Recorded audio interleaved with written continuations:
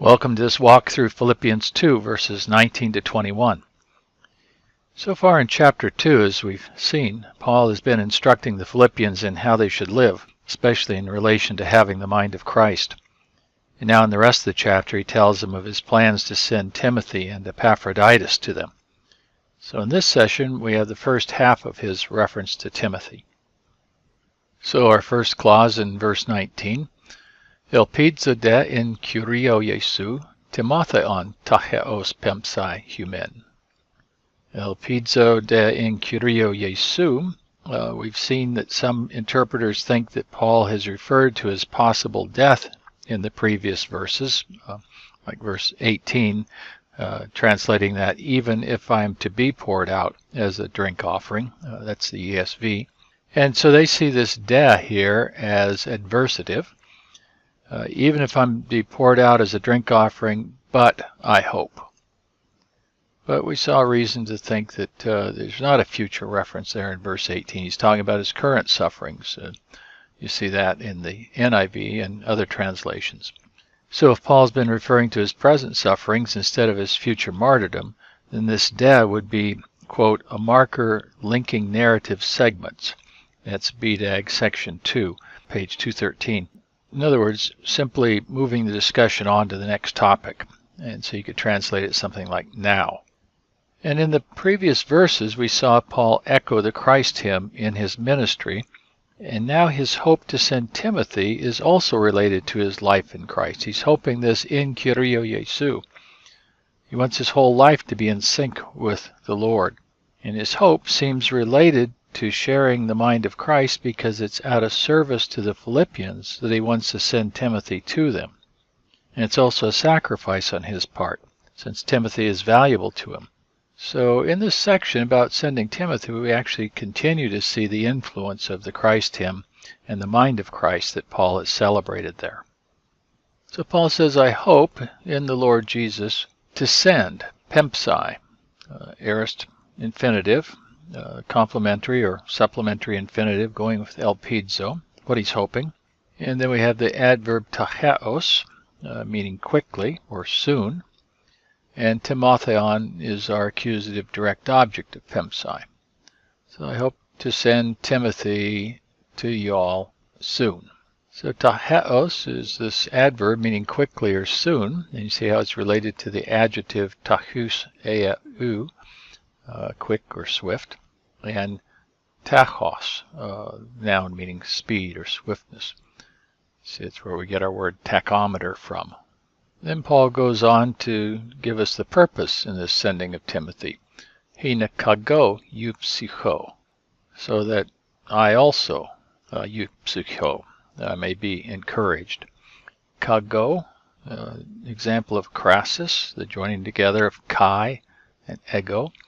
A little mark over the alpha looks like a breathing mark. It's actually called a coronus. So you can keep that in mind next time you're in some kind of Greek trivia contest. And several commentaries note that the inclusion of the chi here suggests that both Paul and the Philippians will benefit from Timothy's visit, so that I also may eupsycho. Eupsycho could be indicative or subjunctive in its form, but the hina here clearly points to the subjunctive, of course. Now there's an adjective eupsychos, which means courageous, and this verb often means to be of good courage. But it can also have the sense to be encouraged, to be cheered. And that seems to be what Paul's saying here, so that I might be cheered up, so that I might be encouraged. Then we have a circumstantial participle telling us more about the eupsycho. Genus ta peri humon. Genus is an interesting form. It's a nominative singular masculine aorist active participle from gnosko.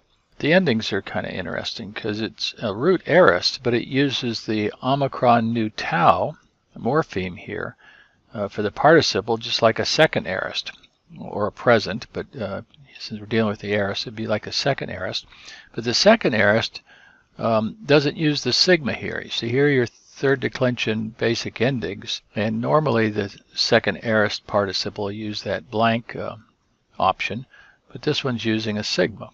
So here we see an example of a second aorist paradigm for the participle. in the masculine.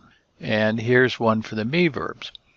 And so you see this word, gnosko, is using the sigma like a number of me verbs do. So it's kind of a funny mixed little form, and you can check out the details, although very brief, in Smythe's Greek grammar, paragraphs 301 and 686.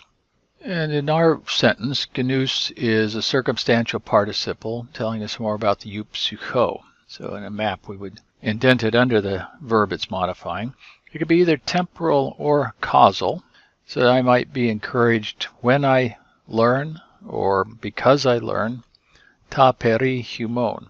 So Paul's going to be encouraged once he's learned or after he's learned or because he's learned how things are going with them.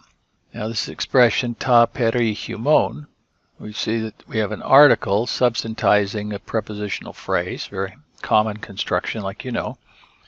A lot of English translations translate this something like news about you, or the New American Standard has your condition. We've seen in chapter 1 that Paul's concerned that they remain faithful and not give in to fear. And in the previous section here in chapter 2, we heard his concern about grumbling and arguing. And we've heard of some who proclaim Christ out of selfish ambition back in chapter 1, verse 17. And then later in chapter 3, we're going to hear about some false teachers. So presumably these are some of the reasons Paul has in sending Timothy to learn how things are going with them, which is another way we could express this ta peri humon, how things are going with you. That's the end of our first sentence for today. Now verse 20, starting our next sentence, Oudena gar echo isopsychon. So Paul goes on to explain his hope to send Timothy, and we have echo here with a double accusative of object and complement. So I have no one, isopsychon. So this is a two-termination adjective coming from isos and psyche, of like soul or mind, as Siegel puts it. So like disposition or interest, more literally as Bedag has it, of like soul or mind. Nabbit Smith, of equal spirit or like-minded. So in explaining his desire to send Timothy, for I have no one of like soul or mind. Echo here, according to Bedag, in section 1c of his article on echo, here has the sense of to have at hand. In other words, the statement's not absolute. Paul's not saying there's absolutely nobody here that he could send. Lightfoot says this condemnation must be limited to the persons available for such a mission. So that's one way of explaining what this absolute statement might be referring to, in fact. And that's possible, but not necessarily the sense here. So once we see more of our text, we'll come back to this issue. So our next bit, hostis genesios ta peri humon meremnese. This is a relative clause telling us more about this isopsychon. So the particular quality of Timothy's soul or mind is then given in this relative clause. Hostis is often referred to as an indefinite relative pronoun and translated whoever. But in Hellenistic Greek it often functions as a simple relative. And in fact the simple relative frequently has an indefinite sense, so you can't really go by the form of those words. You have to really look at the context. And here the reference is to Timothy, so we have a definite reference. But there's more than that going on here. Bedag in section 2b suggests that this word is used here to emphasize a characteristic quality. And if you look this up in Zurich and Grosvenor's analysis of the Greek New Testament, they suggest the gloss such as, or of a kind who. Now there's something qualitative here, and BDF, Blosterbrunner Funk, calls this a qualitative consecutive relative clause. And such clauses, quote, designate a sort of consequence resulting from some quality. And they suggest the translation such that, paragraph 379. And O'Brien works with that in his commentary, and so he says it describes a consequence resulting from Timothy's being isopsychos. So that's why I've got it underneath that word. Now the dozen English translations I checked all have simply who. They don't get into any of that qualitative stuff. Perhaps we could translate this something like the sort of person who. Merimnese comes from merimnao, it's the future, and related to the noun merimna, care or anxiety. So merimnao, to be anxious, to have anxiety about. It's used there in Matthew 6. Don't be anxious about what you're going to eat and drink and so forth. It can also mean to care for, be concerned for, or about. A little less intense than anxiety. So we have who will care for or care about. Genesios, another adverb, means sincerely or genuinely or reliably. You see it's related to the adjective genesios, which in classical Greek the main use is to be born in wedlock, but then is also used more generally for the idea of true, genuine, sincere. And as Sigel notes, it's from genos, which in turn is from ginomai. So genos, belonging to ancestral stock, hence legitimate. So legitimate, born in wedlock is the main idea here as well, but oftentimes used in this more general sense, and certainly that's how it's used in the New Testament. And then we have another article substantizing the prepositional phrase, the same expression we had up here in verse 19. So we could translate this thing, the sort of person who will have a genuine concern for the things going on with you. And we have the raised dot, so the second half of this sentence continues, Hoi pantes gar ta helton ze tusen. So gar, Paul's going on to explain this contrast between Timothy and the others. Now, when a form of pas is in the plural with an article used as a substantive, it refers to all of them in contrast to a part, is the way BDAG puts that. It's a way of referring to a high degree of completeness or wholeness. See, that's the section 4 of his discussion of pas. So it has the idea of our expression, the whole lot of them. Or the whole lot of them, zetusen, are seeking, here in the sense of wishing for, aiming at, according to BDAG. Wishing at ta helton, the things of themselves. Helton, a reflexive pronoun of heltu. They're seeking the things going on with themselves. In other words, they're only aiming at or striving for their own interests. Their mindset is the opposite of Christ's mindset that we saw celebrated in the Christ hymn. And then the final bit, ou ta Jesu Christu. So Paul clarifies that these folks are seeking their own interests, their own concerns, not the things of Christ, of Jesus Christ. And we could just line them up for the contrast, or we could repeat the verb, which is implied here. So Paul clarifies that these folks are not striving for the interests of Jesus Christ. Now, Paul's not saying they lack a concern for Christ's interests at Philippi, but they do have a care for his concerns at Rome.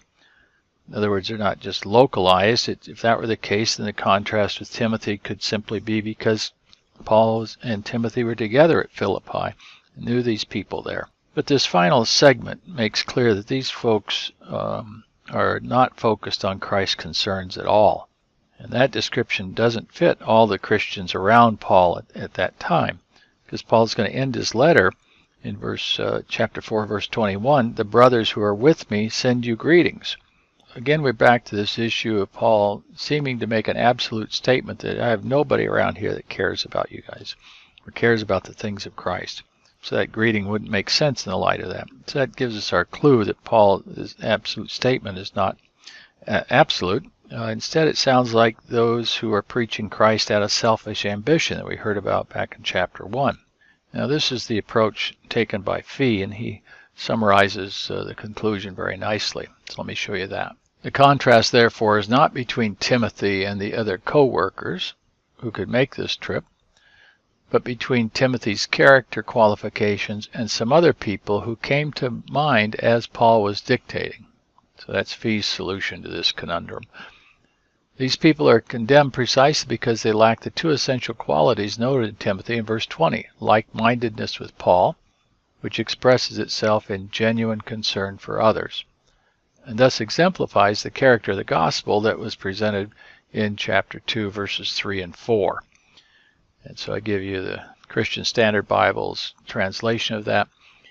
Do nothing out of selfish ambition or conceit, but in humility consider others more important than yourselves. Everyone should look out not only for his own interests, ta hao ton, same expression we have here, but also for the interest of others, ta heteron. And again, that description there in chapter 2, verses 3 and 4 is what leads in the next verse, 5 and following, to the Christ hymn that shows that Jesus himself is the great exemplar of precisely this kind of mentality. So in this letter, we don't only have the amazing description of Jesus and the mind of Christ and the humility and the self-sacrifice and the love that's expressed there, but also how that is embodied in his people, including these leaders within the church, Paul and Timothy, and later we'll see it also in Epaphroditus.